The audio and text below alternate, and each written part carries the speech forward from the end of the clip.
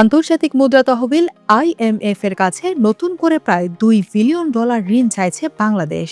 পাশাপাশি বিশ্বব্যাংকের কাছ থেকেও চাওয়া হয়েছে $1 বিলিয়ন ঋণ। যদিও এসব ঋণ পাওয়া নিয়ে আনুষ্ঠানিক বক্তব্য বা ঘোষণা আসেনি, তবু প্রশ্ন হলো, সরকার যদি শেষ পর্যন্ত আনুষ্ঠানিকভাবে IMF এর কাছে নতুন করে ঋণ চায় এবং সংস্থাটি তা অনুমোদন করে, তবে দেশের মানুষের উপর আরও চাপ তৈরি করবে কিনা। বিশ্লেষকরা বলছেন, IMF থেকে নতুন ঋণ নেওয়ার ক্ষেত্রে স্বল্পমেয়াদে জনজীবনের কিছু বাড়তি চাপের সম্ভাবনা থাকলেও দীর্ঘমেয়াদে এটি অর্থনৈতিক স্থিতিশীলতা আনতে সহায়ক হতে পারে। তবে ঋণের সাথে যুক্ত কঠিন শর্তগুলো সরাসরি সাধারণ মানুষের দৈনন্দিন জীবনে প্রভাব ফেলে। IMF এর ঋণের অন্যতম প্রধান শর্ত হল বিদ্যুৎ, জ্বালানি ও গ্যাসে ভর্তুকি কমানো। ভর্তুকি কমানোর ফলে এসবের দাম বৃদ্ধি পায়, যা পরিবহন খরচ ও শিল্প উৎপাদন ব্যয় বাড়িয়ে দেয়। এর ফলে নিত্য প্রয়োজনীয় পণ্যের দাম বেড়ে মূল্যস্ফীতিতে বাড়তি চাপ তৈরি করে বলে মত বিশ্লেষকদের।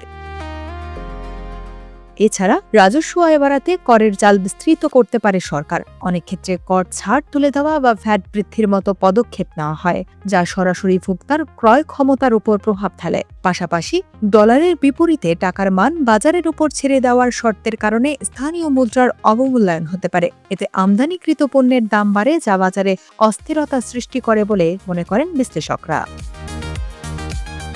বাজেট ঘাটতি কমাতে সরকার অনেক সময় সরকারি ব্যয় কমিয়ে দেয়, যা উন্নয়ন প্রকল্প বা সামাজিক নিরাপত্তা কর্মসূচিতে বরাদ্দের উপর নেতিবাচক প্রভাব ফেলতে পারে। তবে ঋণের ইতিবাচক দিকও তুলে ধরেন বিশ্লেষকরা। তাদের মতে, এই ঋণের ফলে বৈদেশিক মুদ্রার রিজার্ভ বৃদ্ধি পায় এবং অর্থনৈতিক কাঠামোগত সংস্কারের সুযোগ তৈরি হয়। বর্তমানে ঋণের পরবর্তী কিস্তি ও নতুন শর্তাবলী নিয়ে আলোচনা চলছে সরকার ও IMF এর মধ্যে, যেখানে জনস্বার্থ এবং অর্থনৈতিক সংস্কারের মধ্যে ভারসাম্য বজায় রাখাই মূল চ্যালেঞ্জ।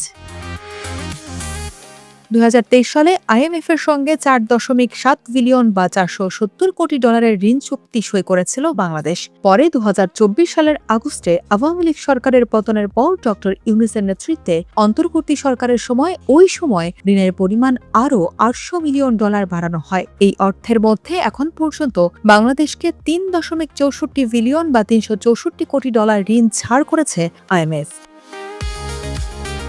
বিশ্লেষকদের মতে, ঋণ চুক্তির শর্ত থেকে IMF এর সরে আসার সম্ভাবনা খুবই ক্ষীণ। উল্টো বাংলাদেশ সরকারকে নতুন করে নিশ্চিত করতে হতে পারে যে সংস্কারের শর্তগুলো তারা কিভাবে বাস্তবায়ন করবেন। তাই IMF এর কঠিন শর্তের বেড়া চালে দেশের মানুষের উপর যে চাপ তৈরি হবে তা এড়িয়ে যাওয়া কঠিন।